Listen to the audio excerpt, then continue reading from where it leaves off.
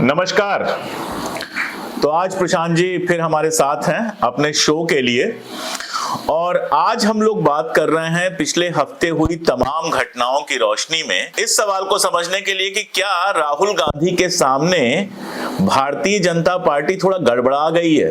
उसके समझ में नहीं आ रहा है कि इस नए राहुल गांधी का मुकाबला कैसे किया जाए। लेकिन शुरुआत करेंगे हम तीस्ता सीतलवाड़ से।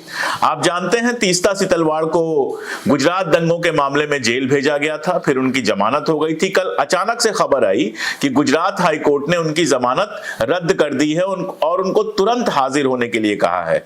इमीडिएट सरेंडर, मेरे ख्याल से ये शब्द था। अच्छी बात यह है कि उसके बाद जब वो सुप्रीम कोर्ट गई तो कल रात को ही सुप्रीम कोर्ट ने उनको सुनने का वक्त दिया और 1 हफ्ते का स्टे दिया है ताकि वो अपील कर सके। प्रशांत, ये क्या अचानक कैसे हो गया ये?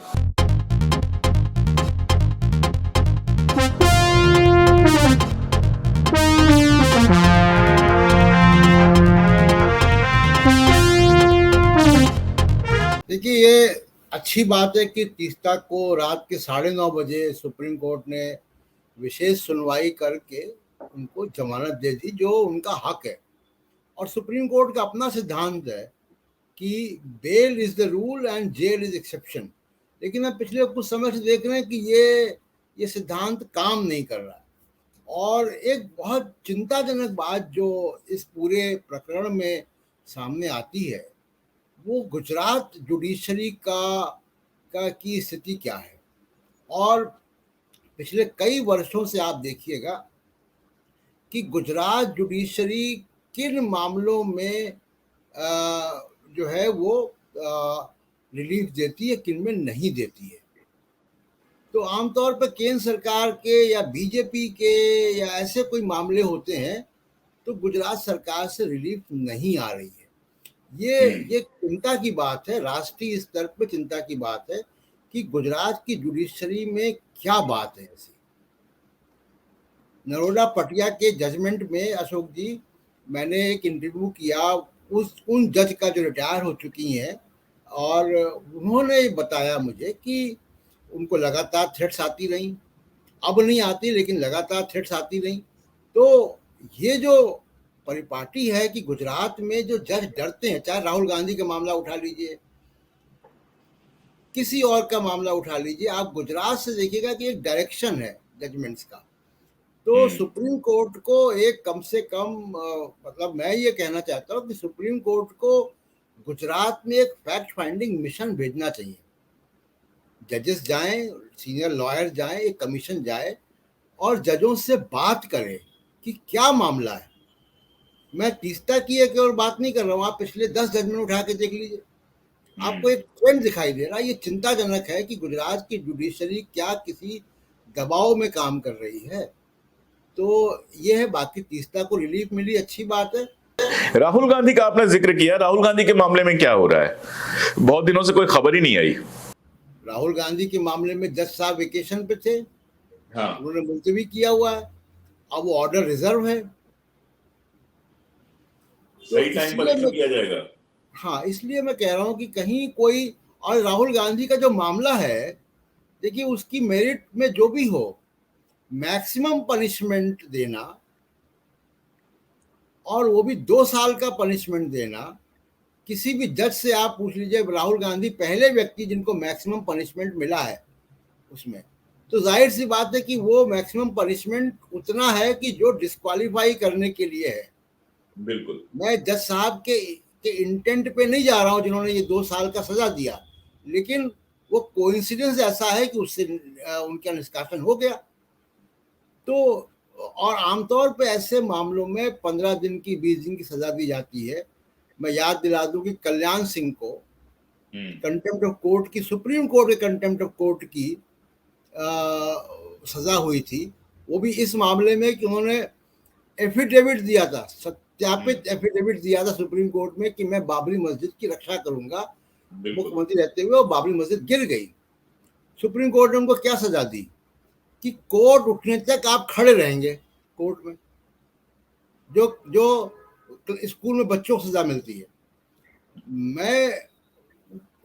मैं उचित मानता हूं कि कंटेम्प्ट ऑफ कोर्ट की सजा या डिफेमेशन की सजा इतनी नहीं होनी चाहिए। अमेरिका जहां अभी मोदी जी होकर आए हैं, अमेरिका के मेजॉरिटी स्टेट्स में क्रिमिनल डिफेमेशन है ही नहीं, कानून ही हटा दिए गए हैं। मॉडर्न डेमोक्रेसीज में ये कानून है ही नहीं। लेकिन एक बात आप ले ही आए, अमेरिका ले गए आप, राहुल गांधी तक बात गई है, ये जो सोच के किया गया था ये सारा कुछ कि डिस्क्वालीफाई कर देंगे, एक कोई प्रीति गांधी है उनका बयान भी आया था किस हैसियत से जा रहे हैं, लेकिन जितनी तेज ये मामला पूरा बदला है प्रशांत, मणिपुर गए वो तो एक बात है, पहले खबर आई कि उनको रोक दिया गया, फिर खबर आई कि वो जा पाए और सारी जगह जाकर वो मुलाकात की उन्होंने रिलीफ कैंप में, उसके बाद जो खबर आई जिसने मेरे जैसे आदमी को चौंकाया कि वहां की जो महामहिम राज्यपाल हैं सुश्री अनुसुईया उइके जी, उन्होंने समय दिया और जिस तरह की फोटोग्राफ निकल के आई वो आश्चर्यजनक थी। मतलब ऐसा लग रहा था कि कितना महत्व उनको दिया गया है। और इस पूरे खेल में जो पूरा का पूरा डिस्क्वालिफिकेशन का खेल था, इसके बाद मुझे लगता है कि राहुल गांधी और प्रभावी बन के उभर रहे हैं। अमेरिका को तो आपने फॉलो किया ही था बहुत कायदे से, बहुत सारी बातें बहुत सारी जगहों पे आपने की हैं, और एक बार तो ऐसा लगा कि मोदी जी उन्हीं चीजों को दोहराने की कोशिश कर रहे हैं जो अमेरिका में करके राहुल गांधी आ गए हैं। तो ये कोई नए राहुल गांधी हैं जिनको समझ नहीं पा रही है भाजपा की क्या करें। हाँ, मतलब राहुल गांधी तो नए नहीं है, लेकिन उनकी स्वीकार्यता बढ़ी है और मेरे ख्याल से भारत जोड़ो यात्रा के बाद से उनकी स्वीकार्यता बढ़ी है जी। और राहुल गांधी का मैं तो अपने दर्शकों से कहूंगा कि 10 साल पुराना कोई वीडियो उठा के देख लीजिए, शायद शब्दों के चयन में, भाषण देने की शैली में कोई अंतर आया होगा, लेकिन जो विचार हैं राहुल गांधी के, जो एक डायरेक्शन है विचारधारा का, वो तब भी वही था। तो राहुल गांधी के खिलाफ एक बड़ा कॉर्पोरेट प्रोजेक्ट था जिससे वो बाहर निकल रहे हैं। मैं नहीं कहूंगा कि निकल गए, क्योंकि अभी भी मीडिया का एक बहुत बड़ा हिस्सा और बहुत बड़ा हिस्सा बुद्धिजीवियों का, और मैं दोनों तरफ के बुद्धिजीवियों को गिनूंगा। मतलब एक तरफ तो आरएसएस प्रभावित जो लोग हैं वो तो हैं ही, जो दूसरी तरफ सेकुलर आपके मिजाज के आपके बेहद प्रिय रामचंद्र गुहा जी हैं। जी, रामचंद्र गुहा है, कोई और भी बहुत सारे लोग हैं जिनको अभी भी राहुल गांधी के बारे में ऑब्जेक्टिव एनालिसिस करने में डर लगता है। क्यों ट्रोल हो जाएंगे, उनको लोग क्या कहेंगे। भले उनको मन से, बहुत सारे लोग प्राइवेटली मुझसे कहते हैं कि भाई राहुल गांधी है तो बड़ा अच्छा, लेकिन यार लिखने में डर लगता है, ट्रोल हो जाएंगे। तो ये हिम्मत नहीं आ पा रही है तमाम सारे बुद्धिजीवियों को कि आप लिखें तो आपका मजाक उड़ेगा, क्या होगा। एक समय तो ऐसा आया है ना यूरोप में कि जब सच लिखने वालों को फांसियां हुई है। बिल्कुल। तो आपको डरना नहीं चाहिए। मैं कोई राहुल गांधी की तरफदारी नहीं कर रहा हूं, लेकिन एक आप ऑब्जेक्टिव एनालिसिस तो करेंगे। और अगर थोड़ा सा पीछे जाए, बहुत सारे बुरे काम, अच्छे काम लोग भूल जाते हैं।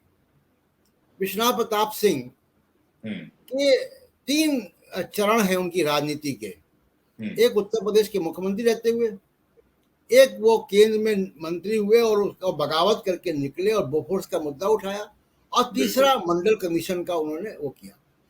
अब आप देखिए कि जब वो निकले और बगावत की, तो इसी मीडिया ने वीपी सिंह को अपना डार्लिंग बना दिया, बिल्कुल हीरो बना दिया। वीपी सिंह मीडिया की वजह से थे, बगैर पार्टी के नेता को प्रधानमंत्री बना दिया इस मीडिया के ताकत ने। लेकिन वो वीपी सिंह जब उत्तर प्रदेश के मुख्यमंत्री थे तो उनके समय भी बहुत फर्जी इनकाउंटर हुए थे, डकैती उन्मूलन के बहाने या उस प्रोग्राम में, उन सबको भूल दिया। ये भी मैं मानूंगा कि उस वक्त ह्यूमन राइट्स की वो चेतना नहीं थी देश में जो आज है, लेकिन उसके बावजूद मीडिया को मालूम था, आलोचना भी होती थी फर्जी इनकाउंटर्स की, लेकिन वो भुला दिया मीडिया ने। तो मैं एक बात कह रहा हूँ कि वीपी सिंह को अगर आपने चढ़ाया, चंद्रशेखर की यात्रा हुई, उसको आपने बहुत बढ़ा चढ़ा के किया, राहुल गांधी में ऐसा क्या है? क्यों? वो जो कारण है वो है उनकी जो वैचारिक लाइन है जिससे वो हटे नहीं है। उस वजह से राहुल गांधी को भुगतना पड़ता है। अब जो सवाल आपका कि अभी ऐसा लग रहा है कि मोदी साहब के पास आइडियाज नहीं बचे हैं कि कैसे राहुल गांधी को से डील करें। मगध में विचारों की कमी हो गई है। अब हर बार आप अगर इतना प्रेडिक्टेबल है कि जिस दिन राहुल गांधी जा रहे थे मणिपुर जाने की समय उनका आया, सब खबर खबर आई, तो मैंने हंसी हंसी मजाक में ट्वीट किया कि अब स्मृति ईरानी की प्रेस कॉन्फ्रेंस होगी, और अगले दिन हो भी गई। जी। तो आप हर बार राहुल गांधी को के खिलाफ, राहुल गांधी कुछ भी करेंगे, आप स्मृति ईरानी की प्रेस कॉन्फ्रेंस करवा देंगे, रविशंकर प्रसाद को ले आएंगे, इससे बात नहीं बनने वाली है। अच्छा, जो कि आप इंटरनेशनल मामलों की अच्छी समझ रखते हैं प्रशांत, तो ये जॉर्ज सोरोस कौन है, उसके साथ की महिला की जो बात कर रही थी स्मृति ईरानी, ये लोग कौन है जिनको लेके इतना परेशान है स्मृति ईरानी जी? ये कोई आतंकवादी संगठन के प्रमुख हैं, क्या हैं ये? मुझे लगता है अशोक जी कि यहाँ पे क्या है कि अमेरिका के बारे में या तो हमारी समझदारी कम है, हमारे नेताओं की, सिस्टम की, मीडिया की। और अभी आप देखिए कि ओबामा को हमला किया, हेमंत बिस्वा शर्मा ने उनको हुसैन ओबामा लिखा, उसके बाद निर्मला सीतारमण आई, फिर वो आए, राजनाथ सिंह आ गए। आप अगर कैबिनेट मिनिस्टर आ रहा है तो इसका मतलब भारत सरकार की बिल्कुल आप पॉइंट ऑफ व्यू आ रहा है। बिल्कुल। और मैं तब भी लिख रहा था कि ओबामा अमेरिका के सर्किट में बहुत इंपॉर्टेंट है। अमेरिका के पॉलिटिकल सर्किल में, मीडिया सर्किल में मजाक में ये कहा जाता है कि ओबामा का तीसरा टर्म है। और अब आप देखिए कि और उसके बाद जब इनके बयान आए, उसके दूसरे दिन जो बाइडेन ने उनको लंच पे बुलाया, ओबामा को। और अब ओबामा और जो बाइडेन फंड रेजिंग की ज्वाइंट अपील कर रहे हैं, वीडियोज आ रहे हैं। तो अब आपने एक अमेरिकन सिस्टम को, जो कि अमेरिकन सिस्टम सबरीना सिद्दीकी को लेके जिस तरह से व्हाइट हाउस से बयान आया, वो छोटी बात नहीं थी। छोटी बयान नहीं थी। और क्यों आया उसका भी एक मैं बैकग्राउंड बता दूं। सबरीना सिद्दीकी, देखिए वहां पे व्हाइट हाउस प्रेस कॉर्प्स है। मैं इसीलिए कह रहा हूं कि हमारे जो लोग हैं भारत में, वो अमेरिकन सिस्टम को अच्छे तरीके से जानते नहीं है। व्हाइट हाउस प्रेस कॉर्प्स है, वो 49 पत्रकार हैं उसमें कुल। अच्छा। और वो 49, और उनको उनके पास दफ्तर है वेस्ट विंग में, वो एक सिस्टम है व्हाइट हाउस के अंदर। जी जी जी। अच्छा।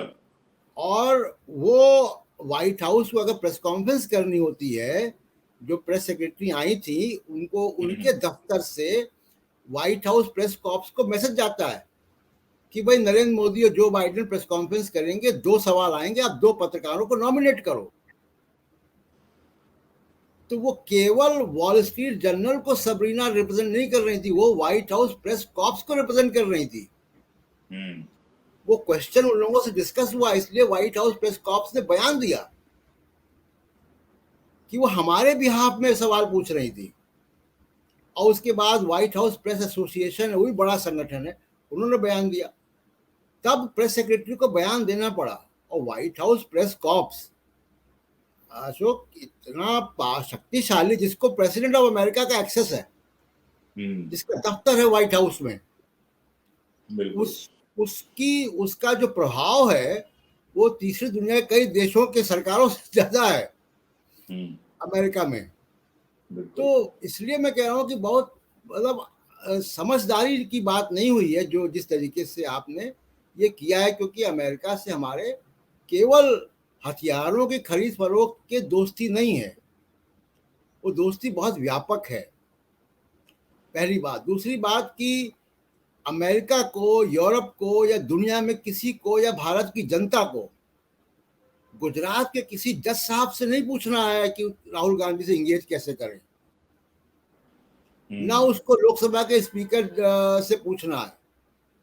उनके अपने नियम है, वेस्ट का एक सिद्धांत है, एक उनके यहाँ कल्चर है कि वो सेकंड इन पावर में, यानी जो अपोजिशन है उससे भी इंगेज करते हैं। राहुल गांधी को अमेरिका ने लगभग सेकंड एक इन पावर शैडो को दे दिए। की तरह ट्रीट किया। हम्म। तो वो कोई जज का फैसला नहीं सुन देख रहे हो, तो मेंबर पार्लियामेंट भी नहीं हो, तो ब्लू कलर के पासपोर्ट पे गए इस बार वहां पे। बिल्कुल जैसा हमारा आपका है। जी बिल्कुल हमारा जैसे आपका वैसे पासपोर्ट पे गए। लेकिन ये मणिपुर यात्रा वाला जो एकदम से राहुल गांधी ने प्लान बनाया, और मैं बदले हुए राहुल गांधी इसलिए कह रहा हूं आपको क्योंकि मैं भी फॉलो कर रहा हूं लंबे समय से, एक खास तरह का गुस्सा उनके चेहरे पे दिखता था, एक बेचैनी दिखती थी, घबराहट दिखती थी, जल्दीबाजी दिखती थी। मैंने देखा कि वहां पर जो जिस समय उनको मना किया गया कि आप आगे नहीं जा सकते हैं, पुलिस वुलिस लग गई, जितना कूल उनका चेहरा था, जितना शांति से उन्होंने डील किया, और बीच बीच में एक, अब उसको आप कनिंग सी कहें, कनिंग कोई बुरा शब्द नहीं है पॉलिटिशियन के लिए, वो जो स्माइल उनके चेहरे पे अब आ रही है, दैट इज समथिंग डिफरेंट प्रशांत, वो पहले नहीं थी।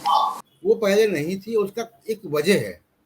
उसकी वजह देखिए, हमारे आपकी तरह राहुल गांधी का बचपन नहीं बीता है कि सामान्य स्कूल में गए, बसों में घूमे, ढाबे पे कुछ खा लिया, कॉलेज में गए, कैंपस की कैंटीन में बैठे मस्ती कर रहे हैं। ऐसा बचपन राहुल गांधी का नहीं बीता है, क्योंकि जब वो स्कूल में थे तो इंदिरा गांधी की मौत हो गई, जब उनको पढ़ने भेजा गया, जब कॉलेज में थे तो उनके पिता की मौत हो गई। किन परिस्थितियों में मौत हुई? आतंकवादी हमलों में मौतें हुई हैं। तो जिस तरीके से मौतें हुई हैं, उनका स्कूलिंग जो है और कॉलेज पढ़ाई डिस्टर्ब रही है, एक लाइफ डिस्टर्ब रही, लिमिटेड एक्सेस था, सिक्योरिटी ड्राइवर से आगे कोई एक्सेस नहीं था। भारत जोड़ो यात्रा में जब वो निकले हैं तब उन्होंने देखा है, एक्सेस हुआ है। तो मेरे ख्याल से जो व्यक्तित्व में परिवर्तन आप देख रहे हैं, जिसकी चर्चा आप कर रहे हैं, वो भारत जोड़ो यात्रा के बाद से निकल कर आया है, जब वो एक गैर वीआईपी की तरह आम लोगों के बीच में चले हैं और संवाद किया है लोगों से। और आपका और मेरा दोनों का अनुभव भारत जोड़ो यात्रा का यही है कि आम लोगों से मिलने में उनकी ज्यादा रुचि थी। जो बीच बीच में खास लोग कूद रहे थे, उनको कोई खास समय वो नहीं दे रहे थे। जी जी, और बहुत टोका टाकी भी नहीं कर रहे थे। आपके नहीं। साथ भी आप 45 मिनट करीब चले, 20-25 मिनट मैं उनके साथ चला, और ज़्यादातर बातें मीडिया के बारे में या राजनीति के बारे में, समाज के बारे में हुई। तो वो बात सुन रहे थे, बीच बीच में अपना एक लाइन दे रहे थे, पूरी सुन रहे थे बात। तो एक अच्छे नेता का एक ये बड़ा यार्डस्टिक होता है कि वो सुनता कितना है।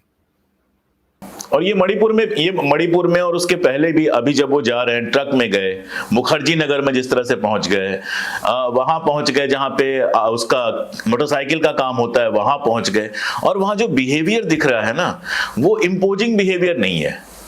आप इसको बेहतर समझा पाएंगे कि वो सुनने वाला है। और मुझे लगता है कि अब वो बयान भी नहीं मिल पा रहे हैं भाजपा को, वो आधे लाइन के एक लाइन पे जिन पे वो खेलती थी, तो प्रॉब्लम तो हुई है। अच्छा, एक और चीज प्रशांत, दाढ़ी है, काली और सफेद दोनों दाढ़ी दिखाई दे रही है, तो मैच्योर भी दिख रहे हैं। अब बाबू बाबा भी कहना आसान काम नहीं है, तो कुछ तो खेल हुआ है।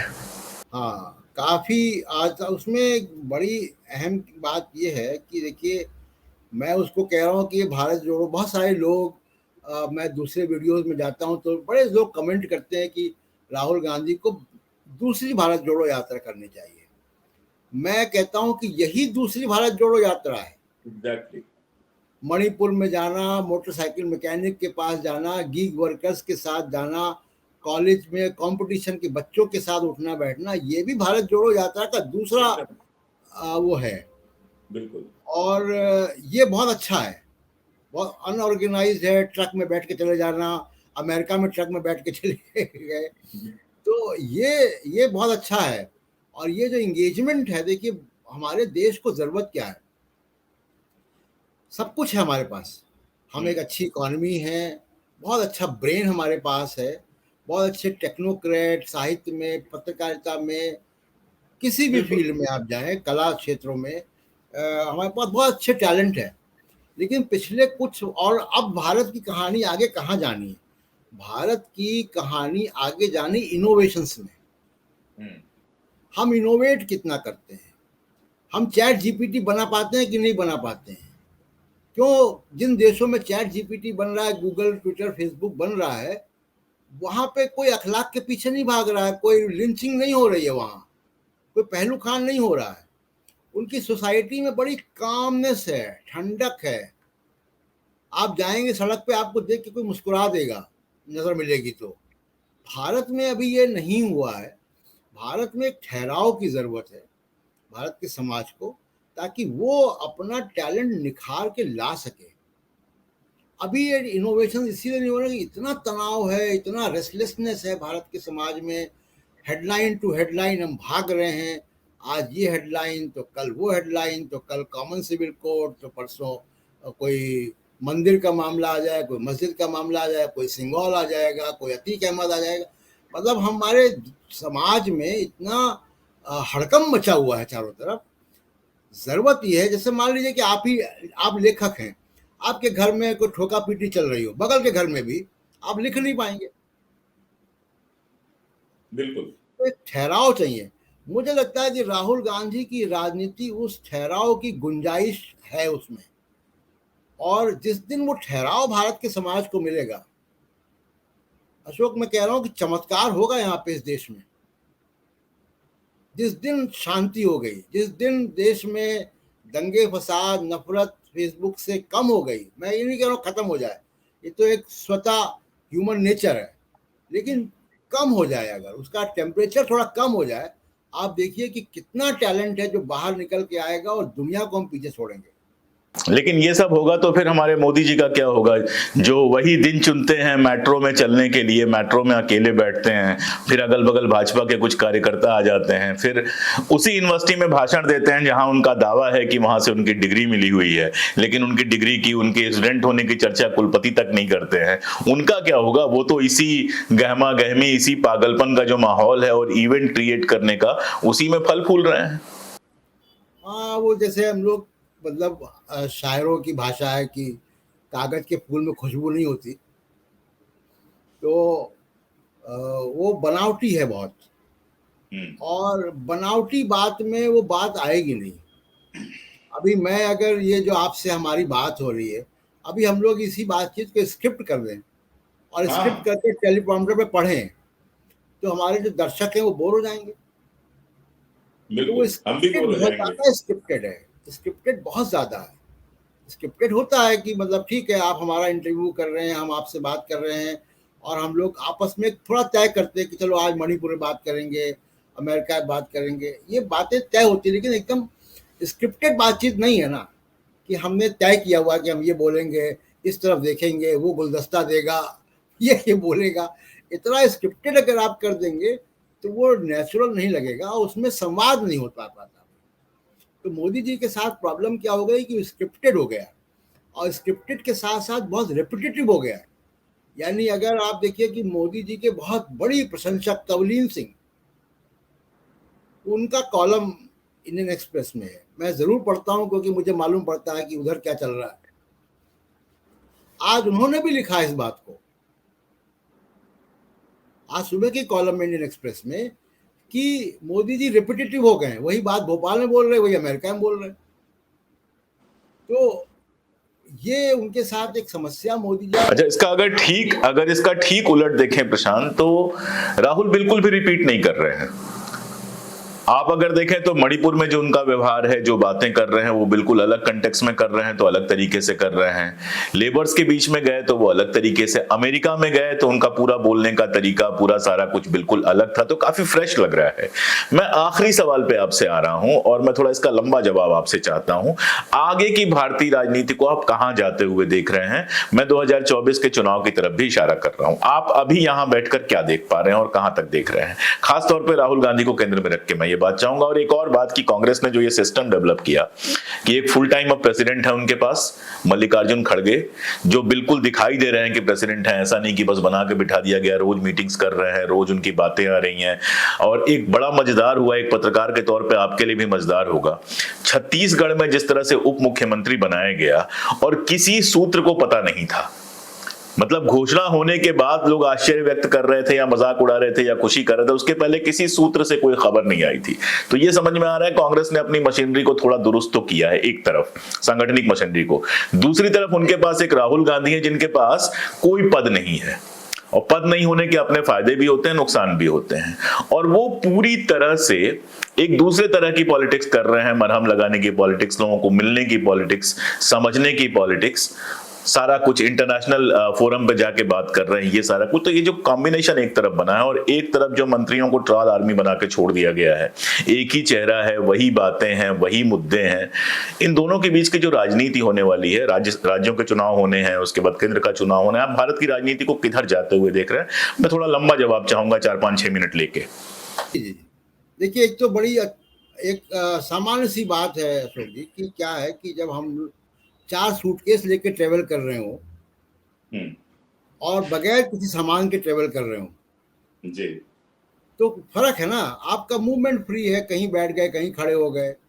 जितना कम सामान रहेगा सफर उतना आसान रहेगा। जी, तो एक तो बात है कि राहुल गांधी बगैर किसी बैगेज के ट्रेवल कर रहे हैं और उसमें उनको मजा आ रहा है, किसी को भी मजा आएगा। दूसरी बात यह है कि कांग्रेस क्योंकि सत्ताधारी पार्टी रही है, उसको वो सारी 3 त्रिकोण आती हैं। सही बात। कांग्रेस के पास आज भी पूर्व मुख्यमंत्री, पूर्व वित्त मंत्री या पूर्व कानून मंत्री या पूर्व गृह मंत्री ज्यादा हैं बजाय बीजेपी के। तो कांग्रेस के पास एक टैलेंट की कमी नहीं है। कांग्रेस के पास कमी जिस बात की थी कि एक वैचारिक कंफ्यूजन था कांग्रेस में, वो मुझे लगता है कि दूर हुआ है। जब वो दूर हुआ है तो उनके पास वो सारी 3 त्रिकोण में उनको मालूम है कि क्या चीज छुपानी है, क्या बतानी है, कम्युनिकेशन कैसे करना है, वो उनको मालूम है। और छत्तीसगढ़ का एक्सपेरिमेंट भी उसी तरह से हुआ है और थोड़ा सा प्रेशर भी उनके ऊपर था कि बस्तर के लिए उन्होंने अभी जो ट्राइबल नेता है उनको उन्होंने बड़ा एक ओहदा दिया है। और दूसरा कि जो सरगुजा का एरिया है तो उसमें जो भी 10-12 सीटें प्रभावित होती हैं और उसको उन्होंने दिया। दूसरे की देखिए, अभी वो तेलंगाना बहुत तैयारी के साथ जा रहे हैं। आज ही पब्लिक मीटिंग है जब हम लोग बात कर रहे हैं तो वहाँ पे खम्मम में तैयारी चल रही है। रेणुका चौधरी वहाँ से रही हैं अच्छा, हाँ, लंबे समय से। हाँ, और बड़ी तेज तर्रार एमपी रही हैं, राज्यसभा में भी, लोकसभा में भी। तो उनका इलाका है खम्मम। लेकिन देखिए, कांग्रेस के अलावा मतलब जो बात मैं कहना चाह रहा हूँ कि एक सिस्टम होता है, एक वैल्यू सिस्टम हमारे समाज का, जिस तरह बहुत लोग कम लिखते पढ़ते हैं, वो 10-12 साल में बदलता है। मुझे ऐसा लग रहा है कि वो अच्छा उस वैल्यू सिस्टम को मैप करने का हमारे पास कोई बहुत टूल्स नहीं है। हमारे सोशल साइंस में बहुत रिसर्च ऐसा नहीं होता। मुझे लगता है कि जो नया मिडिल क्लास आया है, कुछ नए वैल्यूज को लेकर आया, कुछ यंगर जनरेशन अभी जब आई है, तो वो एक नया वैल्यू सिस्टम आया है जिसकी वजह से आपको राहुल गांधी कुछ बड़े होते दिखाई दे रहे हैं, जो स्वीकार्यता है। तो एक तो ये कारण है। दूसरा कारण है कि जो विपक्षी एकता है वो, और आमतौर पे मैं पहले भी कह चुका हूँ आपके यहाँ कि मैं 2019 के उसको बेंचमार्क नहीं मानता इलेक्शन रिजल्ट्स को, क्योंकि वो एक एबनॉर्मल था। मतलब वो वैसी गलती हो गई कि राजीव गांधी के 314 की सीट को अगर हम बेंचमार्क मान लें कांग्रेस के सपोर्ट का, 416 या 414, हाँ, तो उसको बेंचमार्क नहीं माना। वो एक सामान्य स्थिति में चुनाव नहीं हुए थे, भावना में हुए थे।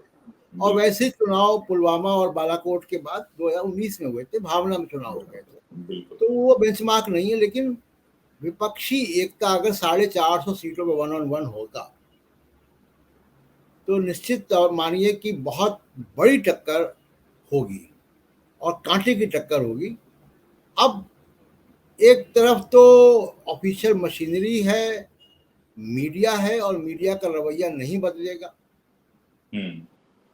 मीडिया है, तमाम सारे जो अफवाह फैलाने के तंत्र हैं वो भी है, और पैसा है। तो इसके साथ सामने कांग्रेस और विपक्षी एकता है। मुझे लगता है कि उसके बावजूद विपक्षी एकता 2024 में भारी पड़ेगी परसेप्शन क्रिएट करने में।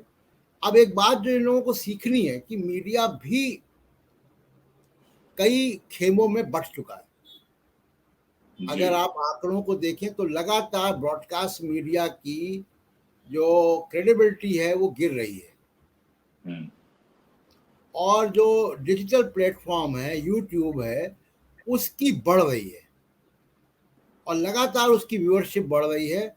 उनके लोगों की क्रेडिबिलिटी लोगों के बीच में है। अभी हाल फिलहाल आप देखिएगा कि बीजेपी और सरकार ने भी जो है वो यूट्यूबर से इंगेज करना शुरू किया। तो बिल्कुल। जिनसे इंगेज किया है उनमें से एक भी उन एंकर्स को नहीं चुना है जो गोदी मीडिया के हैं, क्योंकि हम्म, उनकी क्रेडिबिलिटी नहीं बची है। हम्म, तो इसलिए बीजेपी को तो ये समझ में आ रहा है, ऑपोजिशन को भी समझना चाहिए कि ये जो नया मीडियम है इसके साथ कैसे इंगेज करें, क्योंकि आपके पास अच्छे नेता हैं, गैलेक्सी ऑफ लीडर्स हैं, जनता के इश्यूज हैं, आपके पास बोलने को बहुत कुछ है, कंटेंट है आपके पास। मोदी बिल्कुल। साहब के पास बोलने को कम है, क्योंकि वो अभी भोपाल भी जब गए थे वो, तो आप देखिए वो कुछ ऑफर नहीं कर रहे हैं। हम्म, वो नहीं कांग्रेस कर तो की रहे थे, गारंटी। देश में पहली बार 5 लाख कर रहे थे, वो कर तो रहे थे। हाँ, लेकिन कांग्रेस ने बिजली बढ़ाने का गारंटी दी है, बिजली के दाम कम करने की गारंटी दी है, तो पूछिए उनसे कि जब भी वो गारंटी देते हैं उल्टा होता है। मतलब वो आलोचना कर रहे हैं, बिल्कुल। उनके पास अपना कुछ नहीं है बताने को कि हम आएंगे तो हम ये करेंगे। कर्नाटक के इलेक्शन में भी यही था कि लगातार मोदी साहब के जो भाषण हो रहे थे उनमें वो क्या करेंगे नहीं था। तो तो इस लिहाज से विपक्ष के पास बहुत कुछ है। हम्म, जाति जनगणना का मामला है, आज ही मैं अखबार में खबर पढ़ रहा हूँ कि जनगणना इलेक्शन से पहले नहीं हो पाएगी। हम्म, ये पहली बार होगा कि जनगणना भी नहीं हो पाएगी। तो जनगणना लेट हो रही है। आज़ादी के बाद हम्म, पहली बार ऐसा हो रहा है, युद्ध के समय भी हुई है। तो अब अगर विपक्ष के पास सवाल बहुत हैं, मुद्दे बहुत हैं, ऑफर करने को बहुत कुछ है, उनको ये केवल देखना है कि उनकी बात एम्पलीफाई कैसे होगी। मैं केवल राहुल गांधी की बात नहीं कर रहा हूँ, तेजस्वी यादव है, बिल्कुल। जी। अखिलेश है, स्टालिन है, ममता बनर्जी हैं, तमाम अखिलेश जी सारे हैं। नेता, नीतीश कुमार हैं। तो ये जो नेता हैं, इनका वामपंथी नेता है, इनको अभी ये समझ में नहीं आ रहा है कि कैसे हम अपने आप को एम्पलीफाई करें, मीडिया के जरिए, इस नए मीडिया के जरिए कैसे जाएं। कांग्रेस की कम्युनिकेशन टीम अच्छा काम करती है, उनको ज़्यादा सोशल मीडिया सेवी हैं, लेकिन कांग्रेस को भी अभी, मतलब अगर हुस्ता अंदर खाने हो, विजिबल कोई स्ट्रेटजी नहीं दिखती है मुझे कि जो डिजिटल प्लेटफॉर्म का मीडिया है उससे ये कैसे इंगेज करे, क्योंकि वो तो आपका है, वो आपके लिए तैयार बैठा है। क्योंकि उस वो जो बिल्कुल। मुद्दों में बात करता है, वो मुद्दे आप ही के मुद्दे हैं। हम आप यहाँ बात कर रहे हैं तो हम क्या बात बिल्कुल कर रहे ठीक हैं, बात उन्हीं है। की बात कर रहे हैं। ठीक बात है। तो उनको ये समझना होगा, और अगर इसको वो समझ लेंगे तो मुझे लगता है कि 2024 उनके लिए बहुत आसान होगा, क्योंकि 2024 का इलेक्शन मैं मान के चल रहा हूं कि गोदी मीडिया के जरिए नहीं होगा। 2024 का इलेक्शन सोशल मीडिया और यूट्यूब पे होगा, और ये परसेप्शन जो है बिल्ड कर रहे हैं, क्योंकि करीब 80 लाख के आसपास, 80 करोड़ लोगों के आसपास अ, अभी स्मार्टफोन चला गया, वीडियोस जा रहे हैं। बिल्कुल। छोटे छोटे चैनल हैं जिनके 6-6 8-8 करोड़ व्यूअरशिप है। बिल्कुल। तो वो एक बड़ा एक एरिया है जो आपके साथ है, और ये लोग ज़्यादा लालायित रहते हैं वहाँ जाके बैठने के, जो आपको नीचा दिखा डाउन। रहे हैं, साजिशें कर रहे हैं। तो खैर वो उनकी अपनी एक रणनीति है कि उनसे भी इंगेज करना चाहिए, लेकिन इस तरफ भी। लेकिन 2024 का इलेक्शन मैं मान रहा हूँ कि जो नया सामाजिक वैल्यू सिस्टम जिसको हम देख नहीं पा रहे हैं, ये बहुत हावी होगा और बहुत चौंकाने वाले रिजल्ट आएंगे, जिसकी हमको भनक इस असेंबली इलेक्शन में लगना शुरू हो जाएगी। तो आज प्रशांत को आपने सुना, मणिपुर से लेके अमेरिका तक, राहुल गांधी से लेके मोदी तक, और अभी से लेके 2024 तक हम हर हफ्ते ऐसे ही पूरे हफ्ते के महत्वपूर्ण मुद्दों पर लगातार बात करते रहेंगे। हर हफ्ते आते रहेंगे, हमसे जुड़े रहिए, वीडियो देखते रहिए, सब्सक्राइब कीजिए, शेयर कीजिए, जैसे भी इसको दूर तक पहुंचा सकते हैं पहुंचाइए। बहुत शुक्रिया।